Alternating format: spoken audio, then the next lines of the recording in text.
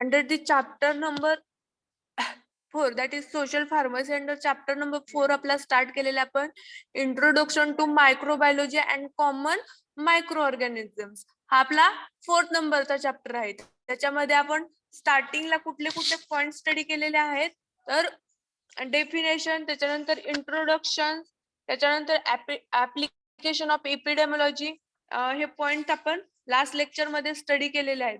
Then आपण next point study करत होतो type of diseases. Type of diseases under आपण मम्स. मम्स मीन्स काय तर गलगंड. तुम्ही ऐकलेले का?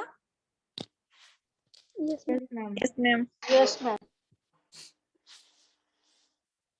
गलगंड किंवा गालफुगी वगैरे म्हणतो ना आपण, ते मीन्स काय तर मम्स. मम्स मीन्स काय? It is a acute infectious disease caused by a virus which is preference for the glandular and nervous tissue. हे जे मम्स आहे हे कसं इन्फेक्शियस डिसीज आहे आणि ते कशा त्याचं नेचर कसं आहे तर ते ग्लँड्युलर नेचर आहे त्याचं आणि ते कुठं चिक्स वरती मोस्टली काय होतंय occur होते. Then the disease is recognized by enlargement and tenderness of one or both the parotid glands. आणि हा जो डिसीज आहे हा डिसीज ऑकर झाल्याच्या नंतर काय होतंय तर जे चिक्स वरचे पॅरोटाइड्स ग्लँड्स आहेत त्याच्यामध्ये काय होतंय एनलार्जमेंट प्रोड्यूस होते आणि ते जे एनलार्जमेंट प्रोड्यूस होऊन तिथं काय टेंडरनेस ऑकर होते. मीन्स तिथं सूज येते, त्याच्यानंतर त्याच्यात जे टेंडरनेस ऑकर होते आणि ती जी ग्लँड आहे ती काय होते लार्ज होते. Then positive agent of mumps. Mumps कुठल्या पॉझिटिव्ह एजंटमुळे किंवा कुठल्या एजंट थ्रू मम्स ऑकर होते तर the positive agent of mumps is myxovirus parotitis. मम्सचा पॉझिटिव्ह एजंट कुठला आहे? मम्सचा पॉझिटिव्ह एजंट कुठला आहे? मायक्झोव्हायरस पोरोटिडिस हा ममचा पॉझिटिव्ह एजंट आहे. It is RNA virus of a myxovirus family. आणि हा कसा आहे तर आरएनए व्हायरस आहे. मीन्स आरएनए मीन्स काय? Ribonucleic acid. Ribonucleic acid. Ribonucleic acid means हा कसला व्हायरस आहे? रायबोन्यूक्लिक ऍसिड व्हायरस आहे आणि तो कुठल्या फॅमिली अंडर येतोय तर मायक्झोव्हायरस फॅमिली अंडर येते. It can grow readily in a chick embryo or tissue culture. हा जो आरएनए व्हायरस आहे मायक्झोव्हायरस तो चिकचे जे एम्ब्रिओ आहे त्या चिकच्या एम्ब्रिओ वरती रेडिली ग्रो होतं किंवा जे टिश्यू कल्चर आहे चिकचं तिथं रॅपिडली ग्रो होतो. Then spread by droplet infection. हा जो डिसीज आहे मम्स हा डिसीज आहे तो कशा थ्रू ट्रान्समिट होते किंवा स्प्रेड होते तर ड्रॉपलेट इन्फेक्शन थ्रू. जे ड्रॉपलेट आहेत मीन्स आपल्या नोज थ्रू माउथ थ्रू जे ड्रॉपलेट्स स्प्रेड होत आहेत किंवा ड्रॉपलेट एंटर होत आहेत आउट ऑफ अवर बॉडी त्या ड्रॉपलेट थ्रू हा डिसीज जो आहे तो काय होतोय स्प्रेड होतोय. Then the incubation period varies from 2 to 3 weeks, usually 18 months. आणि ह्याचा incubation period किती आहे? 2 to 3 weeks, that is 18 months. 18 months चा ह्याचा incubation 18 days चा ह्याचा incubation period आहे. 18 डेजचा त्याचा incubation period आहे. फर्स्ट काय मम्स कसा इन्फेक्शियस डिसीज आहे तो कुठं ऑकर होतोय तर त्याचा शेप कसा आहे तर ग्लँड्युलर शेप आहे. तो टिश्यू कल्चर वरती ऑकर होतोय. त्याच्यानंतर तो डिसीज ऑकर झाल्याच्या नंतर जे पॅरोटाइड ग्लँड्स आहेत त्या पॅरोटाइड ग्लँड्स मध्ये काय होतंय पॅरोटाइड ग्लँड्स एनलार्ज होतात आणि तिथं टेंडरनेस प्रोड्यूस होते. मीन्स तिथं स्वेलिंग आणि रफनेस प्रोड्यूस होतोय. देन पॉझिटिव्ह एजंट कुठला पॉझिटिव्ह एजंट आहे मम्स ऑकर होण्यासाठी तर मायक्झोव्हायरस पोरोटिडिड्स हा पॉझिटिव्ह एजंट आहे. ह्या एजंटलाच काय म्हटलं जातं तर आरएनए व्हायरस असं म्हटलं जातं आणि तो आरएनए व्हायरस कुठल्या फॅमिली अंडर येतोय तर मायक्झोव्हायरस ह्या फॅमिली अंडर येतोय. त्याच्यानंतर हा जो व्हायरस आहे तो चीकचे जे एम्ब्रिओ आहेत त्याच्यावरती रॅपिडली ग्रो होतोय. त्याच्यानंतर हा जो डिसीज आहे तो ड्रॉपलेट थ्रू काय होतंय स्प्रेड होतोय. देन इन्क्युबेशन पिरियड, ह्या डिसीजचा इन्क्युबेशन पिरियड किती आहे 2 to 3 weeks, that is 18 days एवढा त्याचा इन्क्युबेशन पिरियड आहे. देन नेक्स्ट आहे clinical presentation. Clinical presentation it is a generalised virus infection. It is 13 to 14% cases of a mumps infection is clinically non-apparent.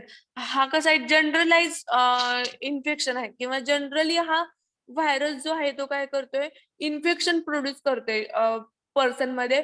आणि ह्याच्यामध्ये 13 to 14 cases ज्या आहेत इन्फेक्शनच्या ह्या clinically non अपॅरंट आहेत. मीन्स त्याच्यावरती कुठलाही उपचार घेतला जात नाही. Then in a clinically apparent cases, it is characterized by pain and swelling in a both parotids gland, but may also involve in a sublingual and mandibular gland. आणि जे clinical अपॅरंट cases आहेत means ज्या cases मध्ये pens occur होतात किंवा swelling occur होते पॅरोटाइड ग्लँडची, तिथं काय केलं जातं तर ट्रीटमेंट दिली जाते. A common complaint by the children is of air age of affected site prior to the. जे चिल्ड्रन्स आहेत त्या चिल्ड्रन मध्ये मोस्टली काय केलं जातं एअरच्या खालचा जो पोर्शन आहे तिथं काय होतंय इन्फेक्शन प्रोड्यूस होतंय. There may be pain and stiffness on the opening of mouth before swelling of a gland and evidence. आणि ज्यावेळी ते एअरच्या खालचा जो पोर्शन आहे मीन्स चिकच्या तिथला जो पोर्शन आहे त्यावेळी तिथं स्वेलिंग ऑकर होते चिल्ड्रन मध्ये. आणि ज्यावेळी स्वॅलोविंग करतायत ते चिल्ड्रन स्वेलिंग करतायत किंवा माउथ ओपन करतायत त्यावेळी त्या पोर्शन मध्ये किंवा त्या चिकचा जो पोर्शन आहे अंडर दी एअर त्या पोर्शन मध्ये काय होते तिथं पेन्स ऑकर होत आहेत. Then mumps may also affect the testis, pancreas, ovaries, prostate and central system. Mumps कुठं अजून अफेक्ट करतायत किंवा अदर कुठल्या कुठल्या पार्ट्स वरती मम्स अफेक्शन प्रोड्यूस करतात किंवा इफेक्ट प्रोड्यूस करतात तर testis, pancreas, ovaries, prostate gland and central nervous system वरती मम्स अफेक्ट प्रोड्यूस करतात. Then fever and headache may last from 3 to 5 days. म्हणजे मम्स ऑकर झाल्याच्या नंतर 3 to 5 days मध्ये काय होतंय फेवर आणि हेडॅक ऑकर होते त्या पर्सन मध्ये. The swelling subsides slowly over 1 to 2 weeks. आणि मम्स ज्यावेळी ऑकर होतात त्यावेळी काय होते स्वेलिंग ऑकर होते फर्स्ट अँड सेकंड वीक मध्ये. There may be frequent but non serious complications. आणि ते स्वेलिंग देन फेवर हेडॅक ही कशी आहे तर फ्रिक्वेंट सिम्पटम्स आहेत but it is not serious complication. Few rare complications are diabetes, nerve deafness, then polyarthritis, pancreatitis and overtitis or myocarditis. म्हणजे ज्या person मध्ये डायबिटीज आहे, ज्या पर्सनला डायबिटीज आहे, नर्व इन्फेक्शन आहे किंवा नर्व डिफनेस आहे, त्याच्यानंतर पॅनक्रियाटिक डिसीज आहे किंवा ओव्हरी डिसीज आहे किंवा हार्ट रिलेटेड डिसीजेस आहेत, अशा कंडिशन मध्ये जर मम्स ऑकर झाला तर त्या केसेस मध्ये कॉम्प्लिकेशन्स पण काय होऊ शकतात प्रोड्यूस होऊ शकतात. देन नेक्स्ट आहे role of pharmacist in education and prevention. फार्मासिस्टचा काय रोल आहे मम्स प्रिव्हेंट करण्यास रिलेटेड आणि त्याच्या रिलेटेड एज्युकेशन प्रोव्हाइड करण्यामध्ये. A highly effective live attenuated vaccine is available for prevention of the mumps. Mumps prevent करण्यासाठी live attenuated vaccines available आहे मार्केटमध्ये. Vaccines is recommended for the children over 1 year of the age. आणि ही जी मम्सची vaccine आहे ती कुठल्या चिल्ड्रनला किंवा कुठल्या पर्सनला रिकमेंडेड केलेली आहे तर ज्या चिल्ड्रनचं एज more than 1 इयर आहे अशा चिल्ड्रनला काय केलेली आहे ती व्हॅक्सिन रिकमेंडेड केलेली आहे. Vaccine should not administered to the pregnant women, patient receiving immunosuppressive therapy or the who are severely ill. म्हणजे ही जी व्हॅक्सिन आहे मम्सची ती व्हॅक्सिन प्रेग्नेंट वुमेन मध्ये रिकमेंडेड केली जात नाही किंवा त्यांना ऍडमिनिस्टर्ड केली जात नाही.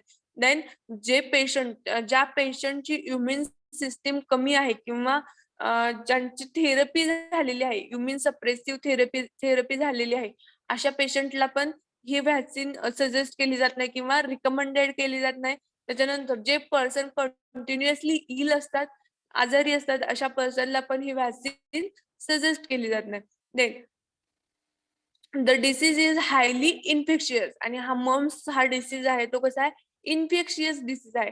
The long and variable incubation period and the occurrence of sub clinical case make the control difficulties. आणि ह्याचा इन्क्युबेशन पिरियड कसा आहे तर लॉंग इन्क्युबेशन पिरियड आहे आणि सब क्लिनिकल म्हणजे क्लिनिकली हा डिसीज कंट्रोल करण्यासाठी कसा आहे तर डिफिकल्ट आहे.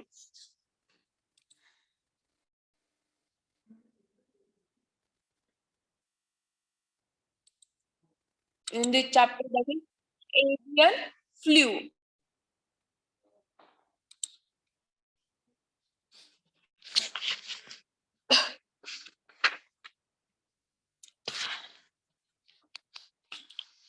Avian flu, avian influenza, known as informally as a avian flu or bird flu.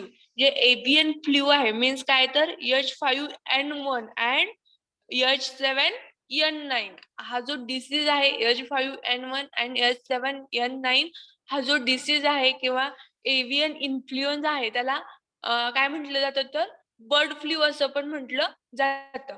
It is a refer to influenza caused by the virus adapted by the birds. आणि हा जो influenza आहे कशापासून कॉज होतोय तर जे बर्ड्सचे virus आहेत त्या बर्ड्सच्या व्हायरस पासून हा डिसीज कॉज होतोय. Then it is a highly pathogenic avian influenza. हा जो व्हायरस आहे किंवा हे जे इन्फेक्शन आहे ते कसं आहे हायली पॅथोजेनिक एव्हियन इन्फ्लुएन्झा आहे. It exist as a 2 types of a variant. आणि हा जो एव्हियन फ्लू आहे त्याच्यामध्ये 2 टाइप्स त्यानं काय केलेले एक्झिस्ट केलेले आहेत. That is H5N1 and H7N9. Then bird flu phrase similar to swine flu, frog flu, horse flu or human flu in that it too an illness caused by any of many by the specific flu of specific host. आणि जो bird flu आहे किंवा swine flu आहे fog flu आहे horse flu आहे हे कसे तर सेम कंडिशन्स आहेत किंवा सेम ह्याचे जे सिम्पटम्स वगैरे आहेत ते कसे आहेत तर सेम आहेत बट त्याचा जो होस्ट आहे तो काय तर स्पेसिफिक होस्ट पासून काय होतो हा डिसीज कॉज होतोय. Then virus is a responsible for the influenza pandemic are adapted to the both human and birds. आणि जो इन्फ्लुएन्झा किंवा एव्हियन फ्लूचा जो व्हायरस आहे किंवा इन्फ्लुएन्झा आहे तो कशासाठी रिस्पॉन्सिबल आहे तर पॅन्डेमिक कंडिशन साठी मीन्स जे ह्युमन आणि बर्ड्स आहे ह्युमन आणि बर्ड्स मध्ये ते इन्फ्लुएन्झा किंवा तो डिसीज कॉज करण्यासाठी मोस्टली रिस्पॉन्सिबल आहे. Then positive agent of avian flu. Avian फ्लूचे पॉझिटिव्ह एजंट कुठले कुठले आहेत तर in that it is the most highly pathogenic strain, that is H5N1 had been spreading throughout the Asia since 2003. जो एव्हियन flu आहे एव्हियन फ्लूचा जो फर्स्ट स्ट्रेन आहे H5N1 तो कसा आहे तर हायली स्प्रेडिंग स्ट्रेन आहे आणि तो आशियामध्ये कुठल्या इयर मध्ये आलेला आहे तर 2003 मध्ये तो आशियामध्ये काय झालेला आहे इन्सर्ट झालेला आहे किंवा स्प्रेड झालेला आहे. And influenza reach Europe in 2005. आणि हा जो इन्फ्लुएन्झा आहे H5N1 हा 2005 मध्ये युरोपियन कंट्री मध्ये गेलेला आहे. देन मिडल ईस्ट ऍज वेल ऍज आफ्रिकामध्ये इयर 2012 मध्ये हा गेलेला आहे. देन चीन मध्ये कधी गेलेला आहे तर 2012 मध्ये चीन मध्ये गेलेला आहे. Then reported its second human death due to the bird flu in a month following other fatalities, Vietnam and कॅम्बोडिया. आणि जे बर्ड फ्लू आहे त्या बर्ड फ्लूच्या इन्फ्लुएन्झामुळे किंवा त्याच्या इन्फेक्शनमुळे काय होतंय तर ह्युमनची डेथ रिपोर्ट झालेली आहे किंवा डेथ पण होते. देन पिगॉन डू नॉट कॉन्ट्रॅक्ट और स्प्रेड द व्हायरस. जे पिगॉन्स आहेत ते पिगॉन्स काय करत नाहीत तर जे व्हायरस आहे ते व्हायरसचं स्प्रेड पण करत नाहीत. Then 84% affected birds population are composed of a chicken and farm birds, while the wild birds. आणि जे 84% आहे बर्ड्स पॉप्युलेशन मधलं ते काय करतायत तर जे चिकन आहे किंवा फार्म बर्ड्स आहेत means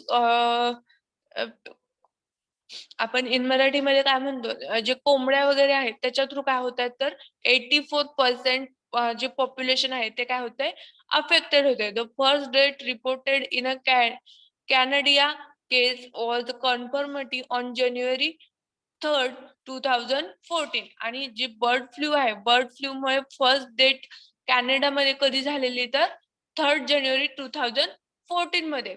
then on December 2, 2014, two Trunky farm in British Columbia, Canada had been placed under the quarantine for the avian flu. आणि जे ब्रिटिश कंट्री आहेत दॅट इज कोलंबिया असेल कॅनडा असेल तिथं काय झालेलं आहे तर बर्ड फ्लू मुळे किंवा एव्हियन फ्लू मुळे काय केलेलं आहे क्वारंटाईन केलेलं आहे पर्सनला. Then clinical presentation.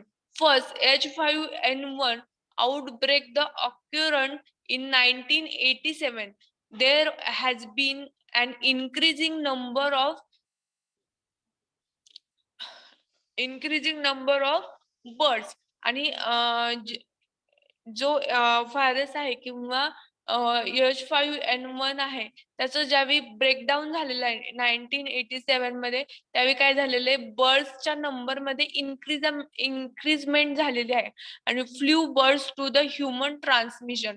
आणि त्याच्यामुळे काय झालेलं आहे तर बर्ड्स फ्लू कशामुळे बर्ड्स टू ह्युमन पर्यंत काय झालेलं आहे ट्रान्समिट झालेलं आहे leading to clinically severe and the fatal human. आणि ह्याला काय म्हटलेलं आहे हे कसं आहे तर क्लिनिकली सेव्हर कंडिशन आहे इन अ फिटल ह्युमन मध्ये due to a significant species barrier between birds and human. The virus does not over the human. आणि जे सिग्निफिकंट केसेस आहेत किंवा सिग्निफिकंट बॅरियर्स आहेत बर्ड्सच्या इन्फ्लुएन्झाच्या ते कशामध्ये कॅरी करतात किंवा बॅरियर होत आहेत तर बर्ड टू ह्युमन मध्ये ते जे व्हायरस आहेत ते काय करतायत कॅरी होतात आणि इन्फेक्शन प्रोड्यूस करतात. Then exposure route and other disease transmission characteristics such as a genetic and immunological factor that may increase the likelihood infection. These are not clearly understood. आणि जे इन्फेक्शन आहे ते इन्फेक्शन काय करतंय तर ट्रान्समिट होते आणि ते इन्फेक्शन ट्रान्समिट झाल्यामुळे काय होतंय तर जे इम्युनिटी पॉवर आहे किंवा जेनेटिकली इम्युनॉलॉजिकल पॉवर आहे फॅक्टर आहे तर ते काय होतंय डिक्रीज होते due to the exposure of this influenza.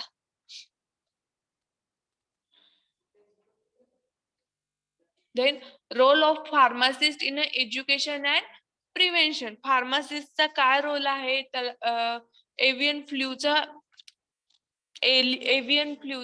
Education आणि त्याचे जे प्रिव्हेन्शन आहे ते सर्क्युलेट करण्यामध्ये. तर people who have a fewer chances to contact with a bird do not belonging to the high risk group of a HPAI. HPAI means काय तर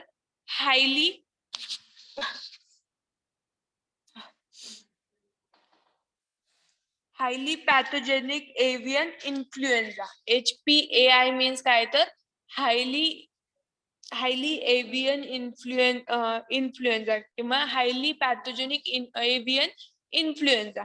जे people who have a favor chances in the contact with a bird do not belonging to high risk. म्हणजे जो highly pathogenic avian influenza आहे त्याचा जास्त risky effect त्या person वरती प्रोड्यूस होत नाही, ज्याचा कॉन्टॅक्ट बर्ड्सची कॉन्टॅक्ट लेस क्वांटिटी मध्ये असेल किंवा कमी प्रमाणात जर एखाद्या पर्सनचा बर्ड्सची कॉन्टॅक्ट असेल तर तिथं रिस्की इफेक्ट प्रोड्यूस होऊ शकत नाही त्या पॅथोजनचा किंवा इन्फ्लुएन्झाचा. If people take a precautions correctly and be more careful, the chance of a infection will be very low even among farmers. आणि जे पर्सन्स प्रिकॉशन्स घेतात मीन्स केअर घेतात की ते इन्फेक्शन होऊ नये म्हणून बर्ड्स पासून बर्ड्स रिलेटेड कॉन्टॅक्ट जो आहे तो कमी करतायत ठेवतायत किंवा जे अदर इन्फेक्शन प्रोड्यूस होते त्याच्या ते इन्फेक्शन प्रोड्यूस होऊ नये म्हणून काही ते अवेअरनेस फॉलो करतात किंवा केअर फॉलो करतात. तर त्या पर्सन मध्ये जे एव्हियन फ्लू आहे किंवा एव्हियन इन्फ्लुएन्झा आहे त्याचा कॉन्टॅक्ट जो आहे तो काय होतोय कमी होते.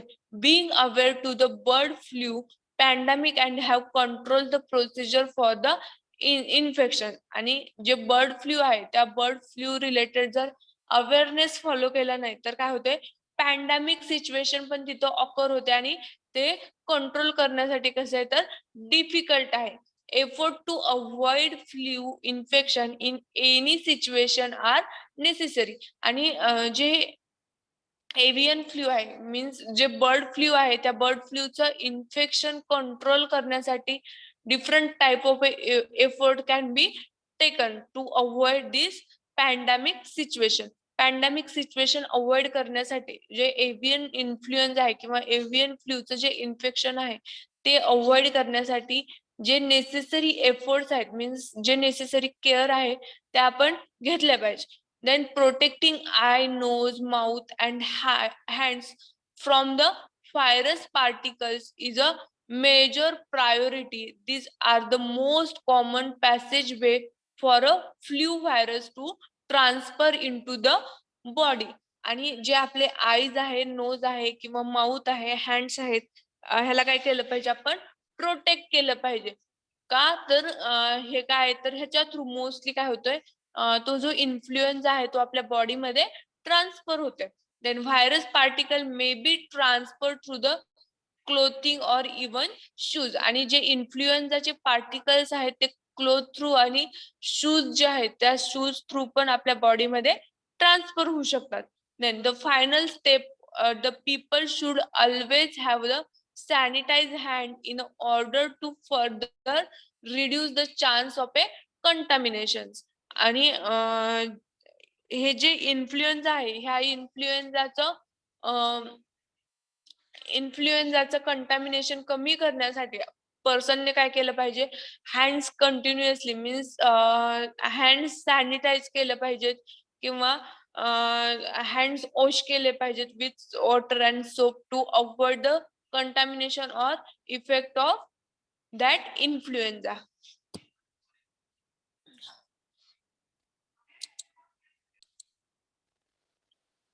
Then clothing or footwear should be disinfectant. आणि त्याचं जे इन्फेक्शन आहे ते इन्फेक्शन अवॉइड करण्यासाठी काय केलं पाहिजे तर जे क्लोथिंग आहेत किंवा फुटवेअर्स आहेत ते काय केले पाहिजेत डिसइन्फेक्टंट केले पाहिजेत. Then avoid cross contamination avoid केलं पाहिजे. Then avoid contact with poultry and maintaining good personal hygiene is very important. आणि जे पोल्ट्री फार्म्स आहेत त्याच्याशी कॉन्टॅक्ट जो आहे तो काय केला पाहिजे अवॉइड केला पाहिजे. आणि आपलं जे पर्सनल हायजीन आहे ते काय केलं पाहिजे आपण मेंटेन केलं पाहिजे.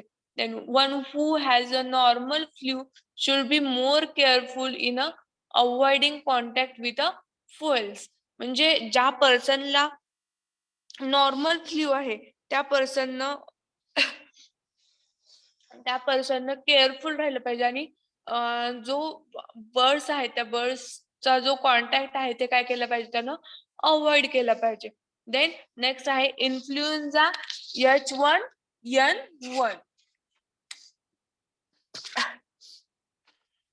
Influenza H1N1, that is, it is an acute respiratory tract infection caused by the influenza virus. हे कसं आहे H1N1 हे हा जो इन्फ्लुएन्झा आहे तो कसा आहे तर acute respiratory tract infection means हे मोस्टली कुठे इफेक्ट प्रोड्यूस करते तर जे रेस्पिरेटरी ट्रॅक आहे त्या रेस्पिरेटरी ट्रॅकला इन्फेक्शन प्रोड्यूस करते.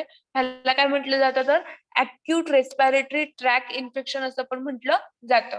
दिस virus is a type ABC. आणि हे जे व्हायरस आहेत ते कसे कुठल्या टाइप मध्ये अवेलेबल आहेत तर virus A, virus B and virus C ह्या टाइप मध्ये पण काय तर अवेलेबल आहेत.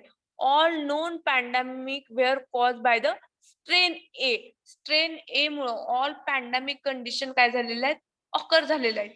The disease is characterized by the sudden onset of a chills, fever, muscular pain and coughs. आणि हा जो डिसीज आहे किंवा हा जो इन्फ्लुएन्झा कॉज झाल्याच्या नंतर काय होतंय तर त्या पर्सन मध्ये थंडी, ताप, त्याच्यानंतर मस्क्युलर पेन ऑकर होतात, कफ ऑकर होतात. At a present, 3 types of influenza virus are circulating in the world. A, that is H1N1. Then B ला काय म्हटलेलं आहे तर H3N3 आणि C हे काय आहेत तर 3 स्ट्रेन व्हायरसेस आहेत.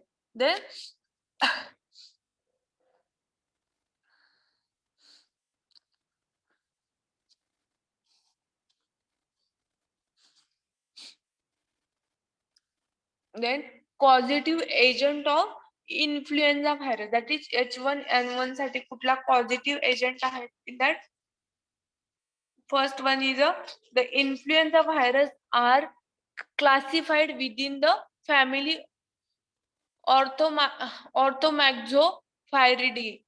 कुठल्या फॅमिली अंडर येते तर इन्फ्लुएन्झा व्हायरस कुठल्या फॅमिली अंडर येते तर ऑर्थोमायरोक्झिडी.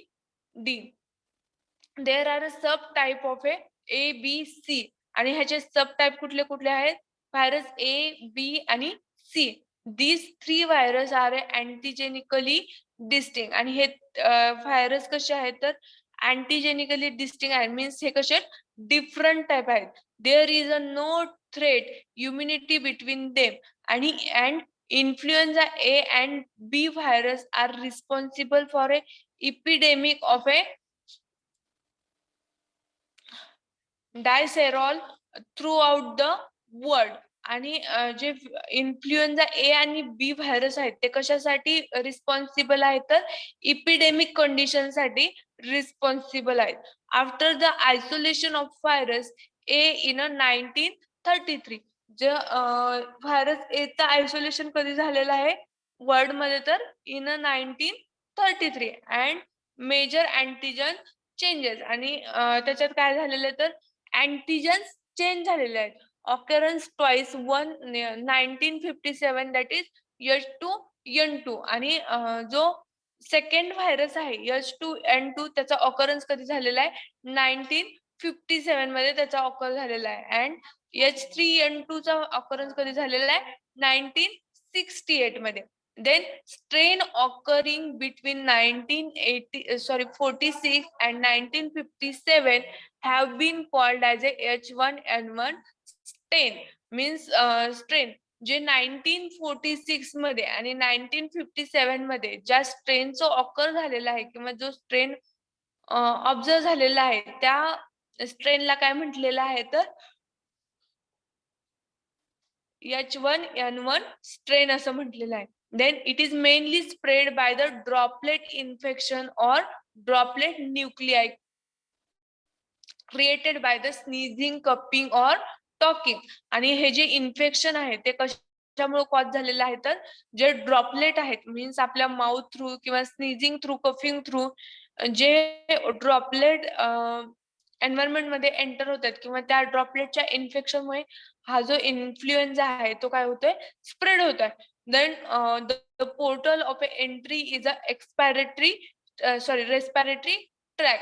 आणि हा जो इन्फ्लुएन्झा आहे तो कुठे अटॅक करतोय किंवा कुठून एंटर करतोय बॉडीमध्ये, तर रेस्पिरेटरी ट्रॅक थ्रू हा जो इन्फ्लुएन्झा आहे तो बॉडीमध्ये एंटर करतोय. देन इन्क्युबेशन पिरियड किती आहे ह्या इन्फ्लुएन्झाचा, 18 to 17 hours.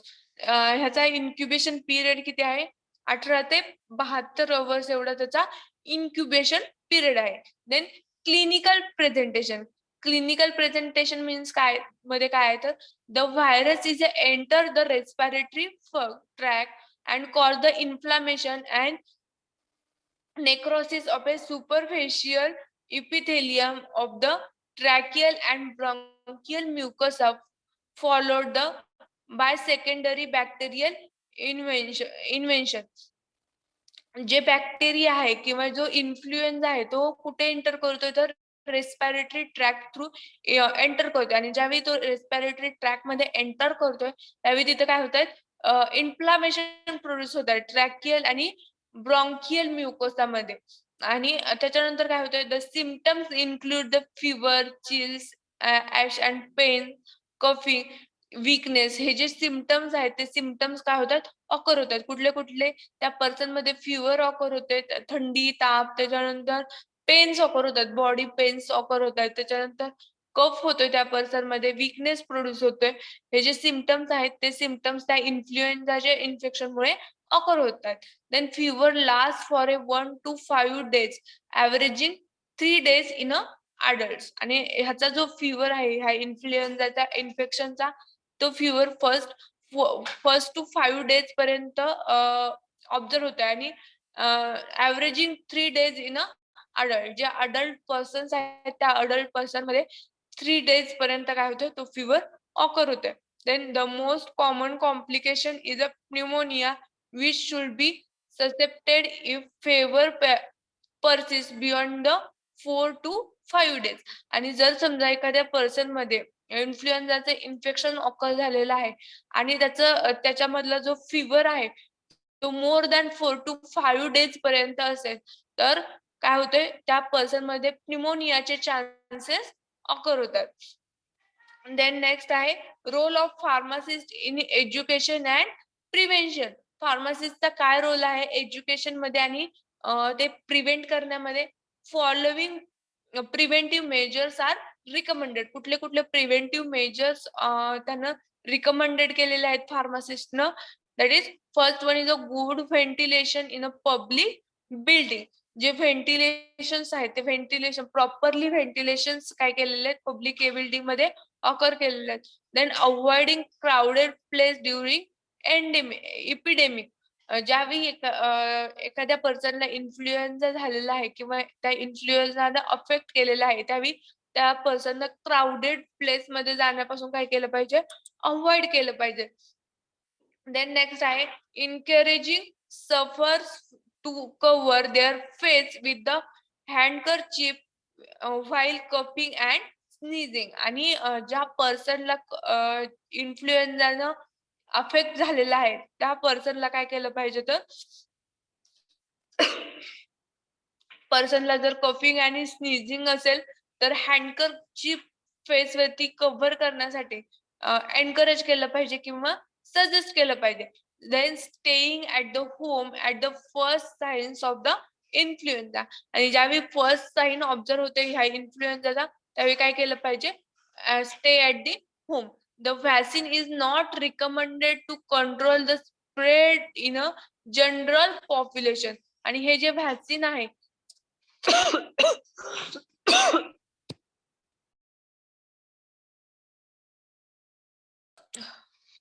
हे जे व्हॅक्सिन आहे ते व्हॅक्सिन या इन्फ्लुएन्झाचं कंट्रोल करण्यासाठी मीन्स जे स्प्रेड झालेला आहे इन्फ्लुएन्झा ते कंट्रोल करण्यासाठी रिकमेंडेड केलेलं नाहीये. there are 3 kinds of vaccine are have available. कुठले व्हॅक्सिन्स अवेलेबल आहेत इन्फ्लुएन्झाच्या इन्फेक्शनच्या? That is killed vaccine, that is second one is a live attenuated vaccine and newer vaccines. हे काय आहेत तर 3 types of the vaccine. The newer vaccine are subdivided into 3 groups. जे newer vaccine आहे ते कुठल्या ग्रुप्स मध्ये divide केलेलं आहे तर split virus vaccine, then neuraminidase specific vaccine and recombinant vaccine. हे काय आहेत तर न्यूअर व्हॅक्सिनचे 3 टाइप्स आहेत. Then beside vaccine 2 drugs, that is first one is a जे न्यूअर व्हॅक्सिन आहे त्याच्यामध्ये कुठले ड्रग्स ऍड केलेले आहेत किंवा कुठले ड्रग्ज आहेत तर अमॅन्टॅडिन अँड रिमॅन्टॅडिन. कुठले ड्रग्ज आहेत? Amantadine and rimantadine. हे काय आहेत तर 2 ड्रग्स आहेत न्यूअर व्हॅक्सिन मधले. Are recommended in a prophylaxis and therapy of a influenza virus A infection. आणि हे जे ड्रग आहेत अमॅन्टिडिन आणि रिमॅन्टिडिन, हे जे ड्रग्ज आहेत ते इन्फ्लुएन्झा एचं जे इन्फेक्शन आहे त्याच्या थेरपी मध्ये यूज केले जातात. Then next, vaccine are not recommended to control spread. Pharmacists should be aware of their availability and also be synthetic drug. आणि हे जे व्हॅक्सिन्स आहेत हे इन्फ्लुएन्झा ट्रीट करण्यासाठी किंवा इन्फ्लुएन्झाचं स्प्रेडिंग कंट्रोल करण्यासाठी व्हॅक्सिन्स रिकमेंडेड केलेले नाहीयेत. फार्मासिस्टनं त्याचे जे सिंथेटिक ड्रग्ज आहेत इन्फ्लुएन्झा कंट्रोल करण्यासाठीचे ते ड्रग रिलेटेड पर्सनला काय केलं पाहिजे? अवेअर केलं पाहिजे.